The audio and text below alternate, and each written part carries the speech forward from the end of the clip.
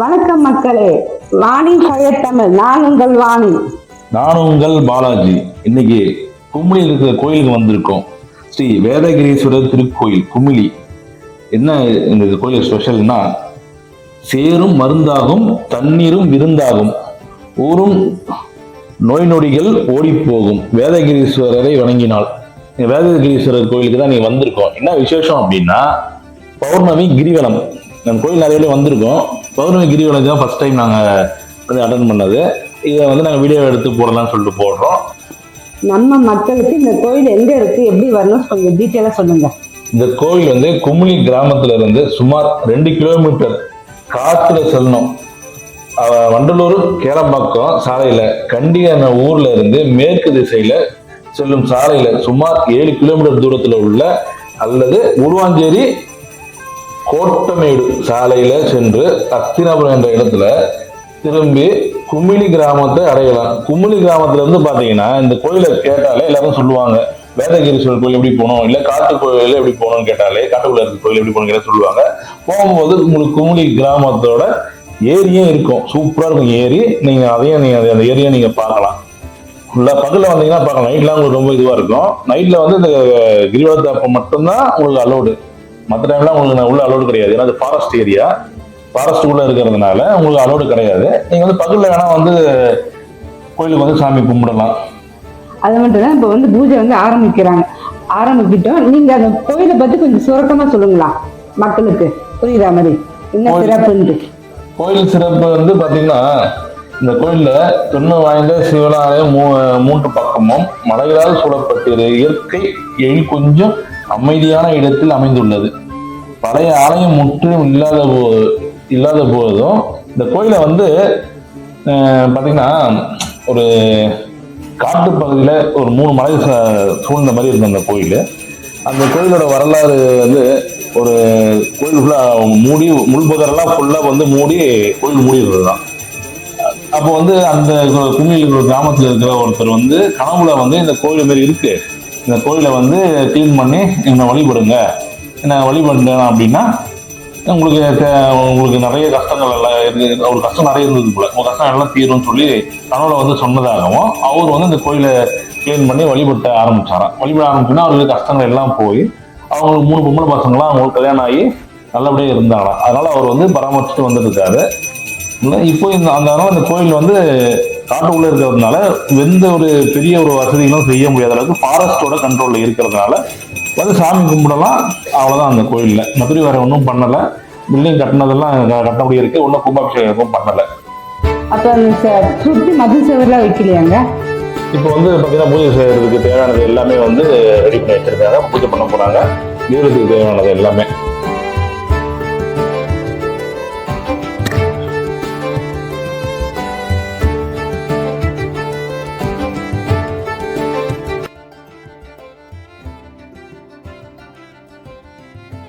பூஜை ஆரம்பிச்சிட்டாங்க. எல்லாம் பூஜை பண்ணிட்டு இருக்காங்க. பாருங்க, கொஞ்சம் அமைதியா அந்த பூஜையை கேட்போம்.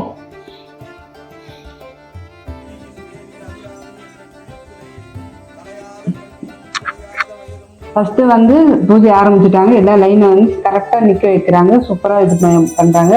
பூஜை ஃபர்ஸ்ட்டு நம்ம திருப்புர சுந்தரிக்கு தான், அம்மனுக்கு ஆரம்பிக்கிறாங்க. அது இந்த சைடில் வந்து நம்ம சிவன்.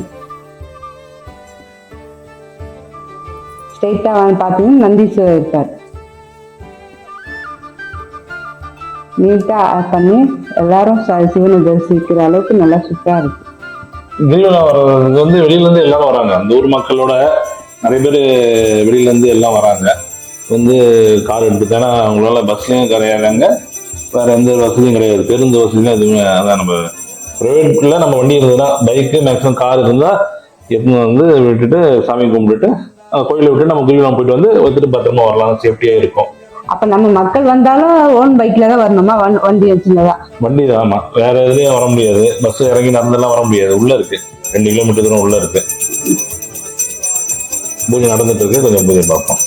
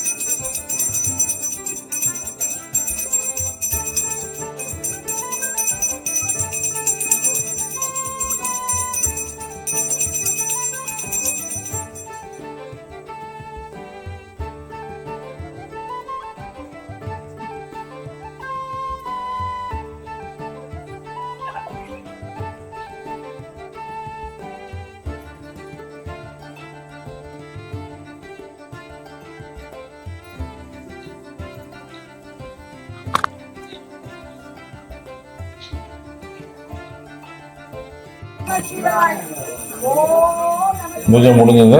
இப்போ கிரிவலத்துக்கு கிளம்புறதுக்கு எல்லாம் ரெடியா இருக்கோம். இப்ப கோயிலை சுத்தி என்னென்ன சாமி இருக்குன்னு சொல்லுங்களா? நம்ம சிவன், பார்வதி, சுந்தரி, திருப்புர சுந்தரி கோயில், மற்ற சாமியை சொல்லுங்களா? வேதகிரீஸ்வரர் வந்து கிழக்கு நோக்கி இருப்பாரு. ஸ்ரீ திரிபுர சுந்தரி வந்து தெற்கு நோக்கி அருள்பாலிச்சிருப்பாங்க. பைரவர் ஒரு சின்ன கோயில் இருக்கு. விஷ்ணு துர்கை, சண்டிகேஸ்வரர் அவருக்கு மரியாதை செலுத்தி அவர்கிட்ட வந்து சிவன் பார்வதி போட்டோ கொடுத்தாச்சு. இப்ப இந்த கோயில் இந்த போட்டோவை எடுத்துட்டு இப்ப கிரிவலம் கிளம்புவோம். அவர் முன்னாடி போவாரு, மற்றவங்க எல்லாம் இருட்டா இருக்கும். ஃபுல்லா லைட் இருந்தவங்க எடுத்துட்டு வரலாம். நீங்க கோயிலுக்கு வரணும் அப்படின்னா யாராவது டார்ச் லைட்டோ இல்ல செல்போன் டார்ச் இல்ல அவங்களும் லைட் இருக்கும், வெளிச்சம் இருக்கும், இது பண்ணிட்டு போவாங்க. அது இல்லாம நிலா வெளிச்சம் இருக்கும். எடுத்துட்டு போனீங்கன்னா அவரு இப்போ வந்து போட்டோ எடுத்துட்டு முன்னாடி போவாரு, நம்ம எல்லாம் பின்னாடி போகணும். செருப்பு போடாம தான் போனோம். முடியாதவங்க எப்படின்னு கேட்டுக்கிட்டு அதுக்கேற்ற மாதிரி வரலாம். செருப்பு போட்டுட்டோம் அப்படின்றத அவர்கிட்ட கேட்டுக்கலாம் ஒரு வார்த்தை. நம்ம ஆக்சுவலா செருப்பு போடாம தான் வரணும்னு சொல்லுவாங்க. அதனால பாத்துங்க நீங்க. அப்படின்னு நம்ம ஓனா சாக்ஸ் போட்டுக்கலாம். சாக்ஸ் போட்டுங்க, சாக்ஸ் போட்டுட்டு வரலாம். ஏன்னா நம்ம திருவண்ணாமலையில போல கிரிவலத்துக்கு போற மாதிரி அந்த ரோடு வந்து நல்லா கிளீனா நீட்டெல்லாம் இருக்காது. திருவண்ணாமலையில பாத்தீங்கன்னா கிரிவலம் போவோம், அது வந்து ரோடு வந்து ஃபுல்லா ரோடாவே இருக்கும். ஆனா இது வந்து நம்ம காட்டுக்குள்ள போற மாதிரி இருக்கும், மலை ஏறி இறங்குற மாதிரி இருக்கும். அதனால அதுக்கேற்ற மாதிரி நம்ம ரெடியாகி வர வேண்டியதான். லைட் கன்ஃபார்ம் ஒரு டார்ச் லைட்டாவது இருந்து பெஸ்ட் செல்போன்ல. இப்போ எல்லா சாமியும் அப்படியே சுத்தி தரிசனம் பண்ணிட்டு அப்படியே கோயிலை சுத்திட்டு வராங்க. நீங்க வந்து போக எத்தனை கிலோமீட்டருங்க உள்ள போகணுமா? எப்படி? 4.5 கிலோமீட்டர்னு சொல்றாரு. இது ஜிபிஎஸ் அந்த மாதிரி எந்த இதுவும் இல்லாதனால, ஏன்னா இப்ப மலைப்பகுதி அந்த சிக்னல் இருக்காது, டவர் எதுவுமே இருக்காது. செல்போன் எடுத்துருந்தீங்கன்னாலும் இங்கேருந்து கான்டெக்ட் பண்ண முடியாது. அதனால உள்ள போனாலும் அவங்க பின்னாடியே போனோம் வரணும். ஏன்னா அங்க வந்து செல்போன் சிக்னல் இருக்காது. இல்ல அதனால எத்தனை கிலோமீட்டர்னு அதுல ஜிபிஎஸ்ல பார்க்க முடியல. காட்டுக்குள்ள ஒரு பாதையை ரெடி பண்ணி போறதுனால எவ்வளவு கிலோமீட்டர் தெரியல. குறைஞ்சது 7.5 கிலோமீட்டர்னு சொல்றாங்க. 7.5 கிலோமீட்டர்னு சொல்லி டைமிங் எவ்வளோ? நம்ம போயிட்டு எத்தனை அவர்ல முடிக்கலாம்? 11:30 மணிக்கு போயிட்டு 2 மணி நேரம் ஒரு 1.5 மணி நேரம் ஆகும் நினைக்கிறேன். டைம் நான் கரெக்டாக நோட் பண்ணல. நம்ம சில பேர் நடக்க முடியலனாலும் பொறுமையா இருந்து கூப்பிட்டு போறாங்க. அதனால அந்த பிரச்சனை எதுவும் இல்லை. அவங்க முன்னாடி போயிடவும் மாட்டாங்க, நம்ம போய் விட்டு போக மாட்டாங்க. ஏன்னா இது காட்டு பகுதியில கும்பலா தான் போகணும், கும்பலா தான் வரணும். அதனால அவங்க சீல விட்டு போக மாட்டாங்க, வெயிட் பண்ணுவாங்க. இல்ல எல்லாம் நடந்து அந்த வீட்டு பாதையில அவங்க டார்ச் எடுத்துக்கிட்டு நடந்து வரணும். இப்ப நம்ம மக்கள் வந்து வரணும், என்ன பண்ணணும், டீட்டெயிலா எப்படி சொல்லுவீங்க? சொல்லுங்க, ஃபுல் டீட்டெயில். சொல்லுன்னா பௌர்ணமி கிரிவல நாள், கிரிவலம் எழுதிக்கு அந்த நாள்ல வந்து நம்ம ஒரு 7 மணிக்கு இல்லை 8 மணிக்கு அங்கே போயிட்டு பெஸ்ட். நைட்டு கிரிவலம் ஆரம்பிக்கிறது 9 மணிக்கு மேலே தான் ஆரம்பிப்பாங்க. சீக்கிரம் போனீங்கன்னா சாமி தரிசனம் பார்த்துட்டு அங்கே சுற்றி பார்த்துட்டு பக்கத்துல ஏரி இருக்கு அதையும் பார்க்கலாம். காடு மாதிரி இருக்கும், பார்த்து மாதிரி உட்காந்து டைம் நல்லா இதுவாகும். சாமி கும்பிட்டு நல்லா இயற்கையாகவும் எந்த இதுவும் இல்லாம ஒரு சென்னையில் பக்கத்துல ஒரு இயற்கை வாழ்ந்த ஒரு மலை, ஒரு காட்டுக்குள்ள ஃபாரஸ்ட்ல இருக்க மாதிரி ஒரு அனுபவம் இருக்கும். நீங்க நடந்து போறதெல்லாம் பார்த்தாலே உங்களுக்கே தெரியும் எப்படி ஃபாரஸ்ட் இருந்து பாருங்க. செம த்ரில்லிங்கான ஒரு அனுபவம். கண்டிப்பா வாங்க இந்த அனுபவத்தை அனுபவிக்கிறதுக்குன்னு. கடவுள்ன்றது நம்ம மனசு நினைச்சுக்கிட்டு அந்த இடத்துல நடந்து போறதும் ஒரு ட்ரெக்கிங் மாதிரியும். கிரிவலம் நம்ம போவோம், பார்த்துருக்கீங்கல்ல, ஸ்ட்ரைட்டா போவோம். இங்க திருவண்ணாமலையில இருந்து கிரிவலம் சுத்திட்டு அப்படி சாமி கும்பிட்டு வருவோம். அதே மாதிரி இங்கேயும் கிரிவலம் நல்ல ஒரு பீஸ்ஃபுல்லா தான் இருக்கும் மைண்டு. ஒரு இயற்கையான காற்று, நல்ல ஒரு வாசனை, சவுண்டு, பூச்சிகள் சவுண்டு, குருவிகள் சவுண்ட் எல்லாம் சூப்பரா இருக்கும். அது மட்டும் என் பையனே பாருங்க உற்சாகமா நடந்து போற ஸ்டார்டிங்ல சூப்பரா தான் இருந்தது. நல்லா அந்த பையன் நடக்கிறானா பாத்துங்க, அப்ப நீங்களும் நடக்க முடியும், நம்மளாலையும் நடந்து போக முடியும். எல்லாரும் வாங்க ஒரு ட்ரிப் போலாம் இந்த கோயிலுக்கு. ரோடும் இருக்கு, காடும் இருக்கு, மலையும் இருக்கு, எல்லாமே இருக்கு. நல்லா பாக்குறதுக்கு எல்லாமே ஃபுல்லா ஃபாரஸ்ட் இதெல்லாம் ஃபுல்லா காட்ட முடியாது வீடியோல. அதனால இதுவே எப்படின்னு தெரியல, ஆனா வீடியோ எடுத்து போட்டிருக்கோம். நல்லா இருக்கும் ஃபாரஸ்ட் உள்ள போறது, மேல நிலாவும். இது வந்து ஒரு தனியான ஒரு அழகுங்க. இது தனி ஒரு அழகு. மேல நிலா, சிவன் அங்கிருந்து பாக்குற மாதிரியும், காட்டுப்பகுதி அது நடந்து போற மாதிரியும், அங்க வெளியே காட்டிட்டு போற மாதிரியும் இருக்கும். எல்லாமே நல்லா பக்தியாகிறவங்களுக்கு பக்தியாகவும், பசங்களுக்கு நல்ல ஒரு அனுபவமாகவும்.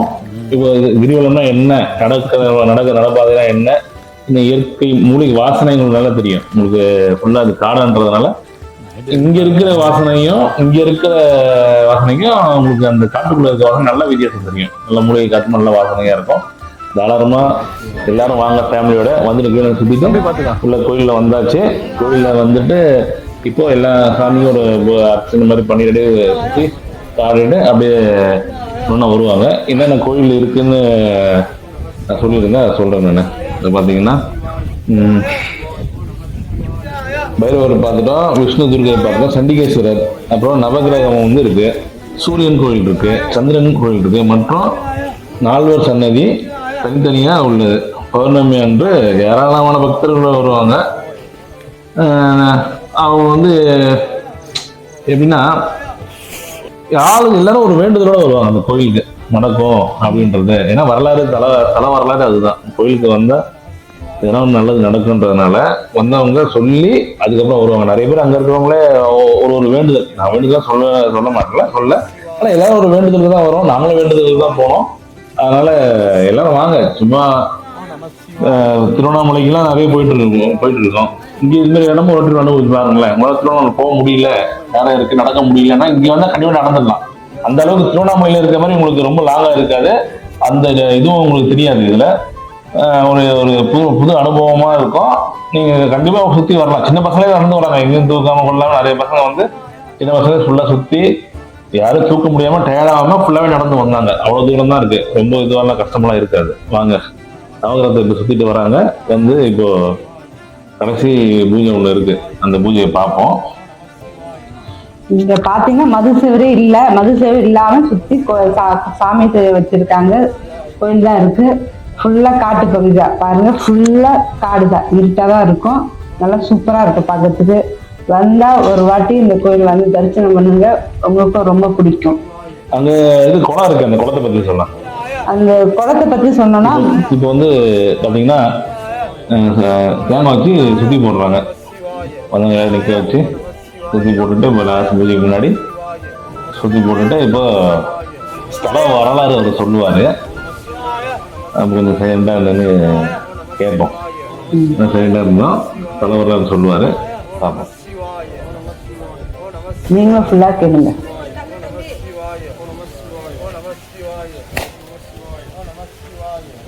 வீடியோ ஸ்கிப் பண்ணாம பாருங்க மக்களே.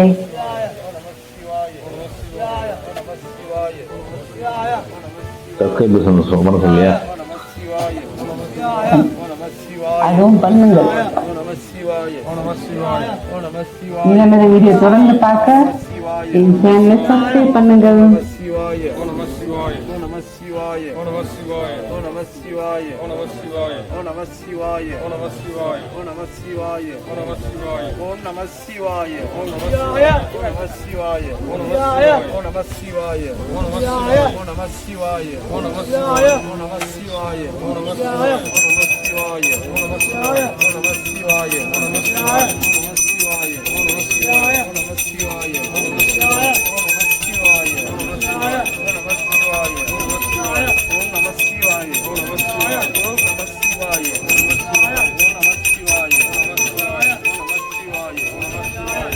அருள்மிகு குமுடி வேதகிரீஸ்வரர் ஆலயம் 1000 ஆண்டுகளுக்கு மேலான தொன்மை வாய்ந்த பழம்பெரும் ஆலயம். பாளையம் பிணிகளை தீர்க்கக்கூடிய ஆலயம். இவ்வாலயம் காசி ராமேஸ்வரத்திற்கு இணையான ஆலயம். இவ்வாலயத்தில் பிணி தீர்க்கும் தண்ணீரும் மண்ணும் இதில் முக்கிய காரணமாக கருதப்படுகிறது. இந்த கோயிலில் நோய் நொடி உள்ளவர்கள் வந்து தீர்ந்ததாக ஐதீகம். எனவே இக்கோயிலில் வேதகிரீஸ்வரர் மற்றும் திரிபுர சுந்தரி உடனுரை மற்றும் பரிவார விக்கிரங்கள், குறிப்பாக சீனிவாச பெருமாள் உடனுரை, ஸ்ரீதேவி, பூதேவி, சக்கரத்தாழ்வார் மற்றும் ஆஞ்சநேயர், அதன் பின் கால பைரவர் மற்றும் நவகிரகங்களிலே 3 உண்டு. 1 சந்திரன், மற்றொன்று குரு, 3 சூரியன், 4வது அஷ்டபுஜ துர்கை உள்ளது. அதே போன்று லட்சுமி கணபதியும் வள்ளி தேவசேன சமேத சுப்பிரமணியரும், அதே போன்று சுவாமி தர்மசாஸ்தா சுவாமி ஐயப்பனும் உள்ளனர். இவ்வாலயத்தில் இன்னும் மேன்மேலும் பல கோயில்கள் உள்ளன. அவை விரைவில் கும்பாபிஷேகமும் ஆக உள்ளது. இதில் குறிப்பிடத்தக்கது முருகனுடைய 6 படை வீடும், லட்சுமி சரஸ்வதியும், அதே போன்று பெரியபாளையத்தம்மனும், அதே போன்று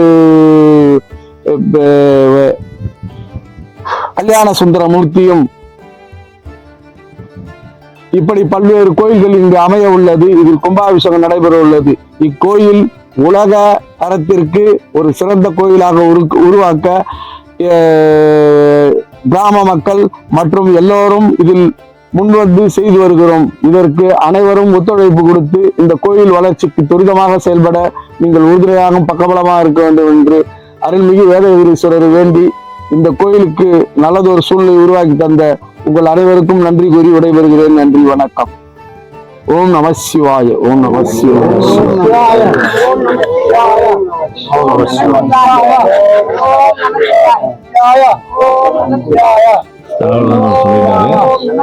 இப்போ கடைசி பூஜை இருக்கு. சிவன் பக்கத்துல வச்சிருவாங்க. வச்சுட்டு இப்போ கடைசி பூஜை பார்க்கலாம் வாங்க. பௌர்ணமி அன்னைக்கு கிரகணம் முடிச்சுட்டு கடைசியா ஒரு பூஜை. இந்த பூஜை முடிஞ்ச உடனே நந்தி சிலை இருக்கு. சிவனுக்கு நந்தி சிலை நல்லா அழகா பார்க்கறதுக்கு கடைசி பூஜை எல்லாம் பார்த்துட்டு தரிசனம் பண்ணிட்டு இருக்காங்க. இந்த கோயில்ல ஒரு குளம் இருக்கு. அந்த குளம் பாத்தீங்கன்னா மலையில இருந்து வர மூலிகை தண்ணிலாம் அந்த குளத்துல தண்ணிலாம் அந்த குளத்துல சேரும். அந்த குளத்துல தண்ணி எடுத்து நம்ம குளிச்சாலும் அந்த சேரு நம்ம மேல பூசிக்கிட்டாலும் நம்ம இருக்கிற ஏதாவது ஒரு பாவம் இருந்தா அது சரியாயிடும்ன்றது குளத்தோட நம்பிக்கை. அந்த குளம் இருக்கு. பாருங்க, அந்த குளத்தை வீடியோ எடுக்க முடியல இப்ப இருக்கானதுனால. உங்களுக்கு பகல்ல வந்தீங்கன்னா அந்த குளத்தை கடைசி ஆரம்பிக்காரு மக்கள் சாமி கும்பிட்டு இருக்காங்க. சாமி கும்பிட்டோம்னா சாப்பாடு எல்லாம் சாப்பிட்டுட்டு இல்லை வீட்டுக்கு போக வேண்டியதான். நீங்களும் இதே மாதிரி வாங்க, ஒரு வாட்டி தரிசனம் பண்ணுங்க. கிரிவல சுத்தலாம் சூப்பரா ஒரு அனுபவமா இருக்கும். இந்த மாதிரி வீடியோக்களை தொடர்ந்து பார்க்க வாணி சேனலை சப்ஸ்கிரைப் பண்ணி வச்சுங்க. ஆன்மீகம் அற்புதமான தல தரிசனம். இது அதிக காட்சிகள்லாம் நீங்க பார்த்துருப்பீங்க. பக்தி பூர்வமான அனுபவம் இல்ல. இந்த மாதிரி வீடியோக்கெல்லாம் நாங்கள் எடுத்து நிறைய போடுறோம். நிறைய சப்போர்ட் பண்ணுங்க. சப்போர்ட் பண்ணி எங்களுக்கு ஆதரவு நிறைய லைக் போடுங்க, கமெண்ட் போடுங்க. இது என்ன டவுட் என்ன இருந்ததுன்னா கமெண்ட்ல கேளுங்க, நான் சொல்றேன். எப்போ கிரிவலம் போகணுன்றதையும் நான் சொல்றேன். இந்த கோயிலோட வரலாறு நிறைய வேணும்னா யூடியூப்ல இருக்கு, இன்டர்நெட்லயும் இருக்கு. இந்த கோயிலோட ஃபுல் வரலாறும் டீட்டெயிலாக போட்டிருக்கோம், பாருங்க. ஓகே, வணக்கம் மக்களே. வணக்கம் மக்களே, பாய்.